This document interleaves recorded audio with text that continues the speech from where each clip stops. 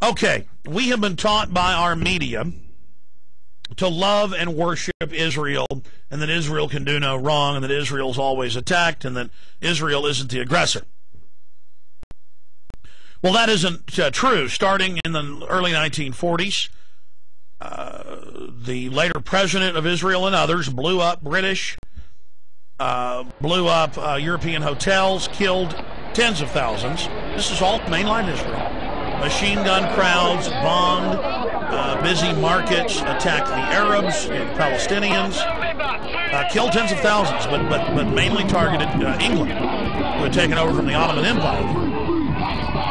And this was being funded by the large Bank of England, controlled by the Rothschild family that took control of the Bank of England by staging a run on it at the end of the Battle of Waterloo, claiming Napoleon had won in 1815. If you must know, that's mainline history, just not really taught in school.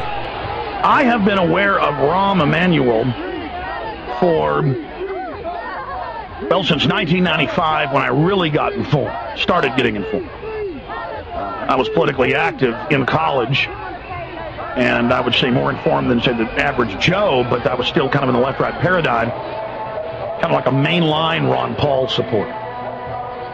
And early on, I learned who the enemy of the Republic was, a great enemy, a kind of a new type, a new generation of a George Shultz, super gopher for the New World Order, or a Henry Kissinger, or a Zbigniew Brzezinski, and that's Rahm Emanuel.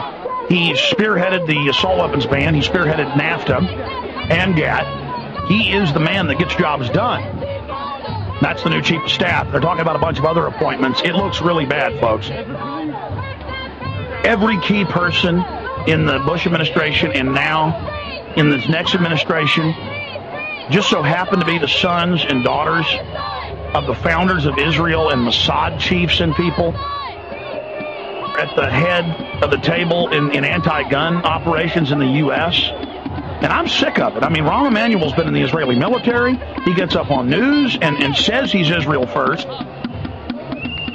And I've had enough of it. I mean, I am really getting sick of it. I am really getting tired of it. I'm not going to, it's one thing to have powerful elements of the Israeli lobby all over the Bush administration and to have them being, some of the most energetic cheerleaders for the Patriot Act and torture and police state measures and warrantless spying. That's bad. But to now have Rahm Emanuel, whose father was one of the head terrorists that founded Israel, and Rahm Emanuel himself is in the Israeli military, Israeli intelligence, dual citizen, it's bad.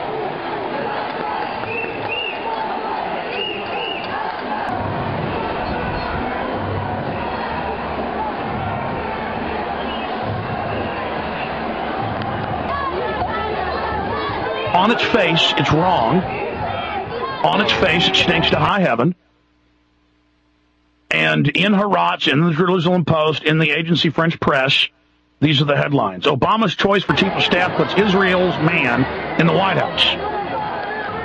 And that's the headline in Israel. We run the White House. We've got the White House. I mean, but then as an American citizen, I'm not supposed to mention that.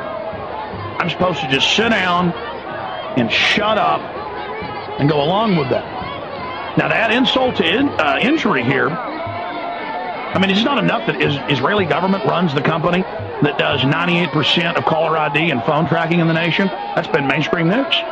Is it not enough that Israel has the sole contract to, quote, guard the nuclear weapons? Our own government doesn't even have control of them. Is it not enough that Israel had fingerprints all over 9/11? Jerusalem Post can run headlines with Israel's man in the White House. I mean, go read it for yourself up on Infowars.com, PrisonBot.com. I would be against that, period. Having these people openly say, oh, I work for the Mossad. I mean, the Attorney General, Mukasey, the Homeland Security Director, Chertoff, his mother and father, both founders of Israel and Mossad. And he openly says, Israel first.